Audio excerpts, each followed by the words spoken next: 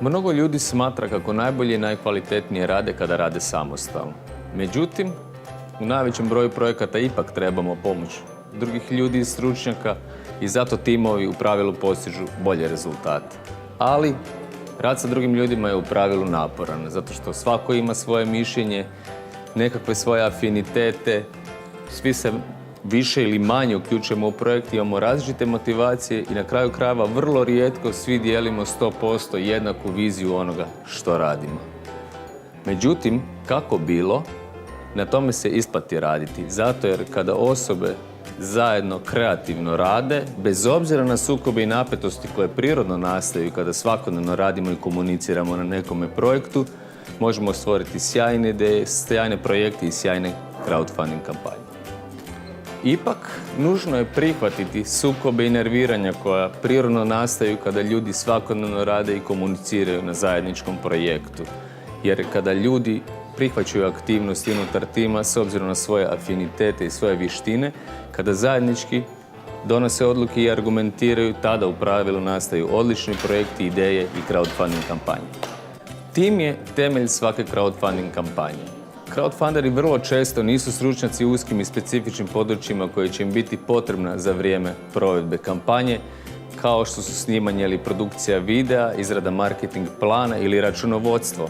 Zato će nužno trebati pomoć drugih da im kažu kako im se sviđa izgled kampanje, možda savjeti oko toga kojeg novinara kontaktirati da ih promovira i podigne vidljivost same kampanje ili upoznati snimatelja koji će im snimiti kvalitetan video koji možda neće toliko puno naplatiti.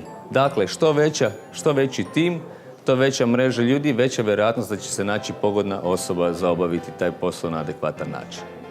Vrsta i brojnost tima u crowdfunding kampanji vrlo često će ovisiti, odnosno u pravilu ovisi o tipu kampanje, no oni timovi koji su najbolji su timovi u kojima članovi imaju komplementarne sposobnosti i vještine. No, postoji nekoliko ključnih pravila za organizaciju crowdfunding tima. Prvo pravilo je jasno i nedvosmisleno definirati uloge članova tima. Iako je jasno da će svaki član tima imati više uloga tokom pred same kampanje i post kampanje, činjenica je da se oni moraju jako dobro koordinirati, nipošto se ne smije dogoditi situacija da je neko previše opterećen, a neko premalo i ima višak vremena, jer onda dolazi do sporova i do sukoba. Drugo pravilo je jasno i nedvosmisleno definirati očekivanja od članova tima. Dakle, ako se na samom početku jasno iskomunicira što se od koga očekuje, onda ne može doći do nesporazuma i na kraju krajeva do sukoba. Na kraju, vrlo je bitno ispoštovati dogovor. Vrlo često u crowdfunding kampanjama se dogode nekakvi iznenadni momenti, treba doći do instant reakcije i promjena plana. U toj situaciji ključno je jasno i izravno, nedvosmisleno iskomunicirati s članovima tima zašto je došlo do promjene i da oni to razumiju. Ako ne dolazi do promjene, onda se držite dogovora. Vremenski tok kampanje ne uključuje samo kampanju. On uključuje i predkampanju i postkampanju, pri čemu je predkampanja ključan dio cjelokupne crowdfunding kampanje. To je period u kojem radimo detaljni plan aktivnosti, u kojem se jasno definira tko će kad i što komunicirati prema kome. Što se taj dio kvalitetnije napravi, lakše ćemo provesti samu kampanju. Dakle, i ne samo da ćemo je lakše provesti, nego ćemo povećati šansu da ona bude uspješna.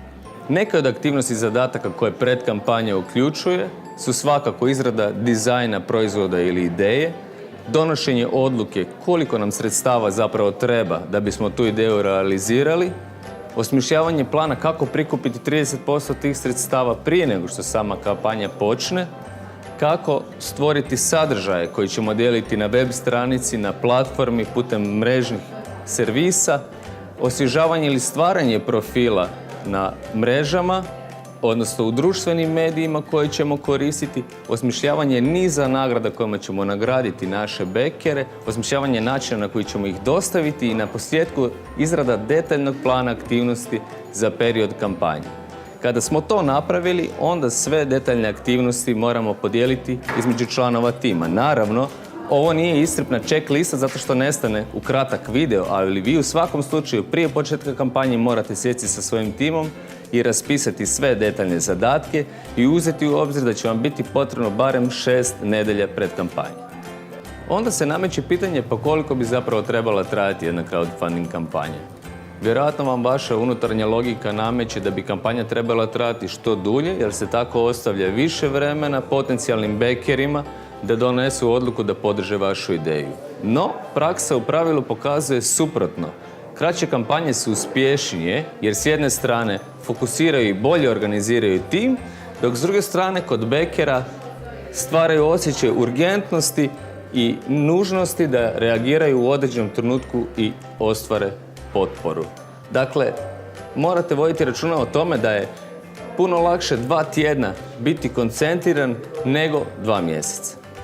Svaka crowdfunding kampanja u pravilu izgleda kao slovo U. Na početku imamo puno bekera, imamo puno uplata, imamo puno aktivnosti. Tim je pun energije i entuzijazma. Međutim, svaka kampanja prije ili kasnije pada u kotlinu u kojoj se smanjuje broj aktivnosti. U jednom trenutku više nema niti bekera, niti lajkova, niti aktivnosti na vašoj stranici. U tom trenutku potrebno je prikupiti ekstra energiju i potruditi se da svaki dan bude barem jedna uplata da se pokaže da je vaš projekt živ i da živi interes bekera za vašim projektom. I onda napokon dolazi kraj kampanje, a članovi tima sa posljednjim atomima snage moraju učiniti napor da kontaktiraju sve bekere koji su im potencijalno rekli ili pomislili da bi mogli uplatiti sredstva, da to i učine, jer će time garantirati uspješnost njihove kampanje.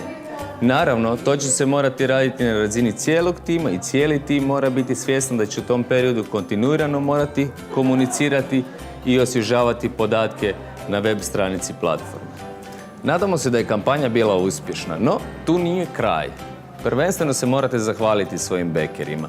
Pošaljite im nagrade, preuzmite novac, proslavite sa svojim timom, ali nemojte se opustiti zato što pravi posao počinje tek nakon crowdfunding kampanje.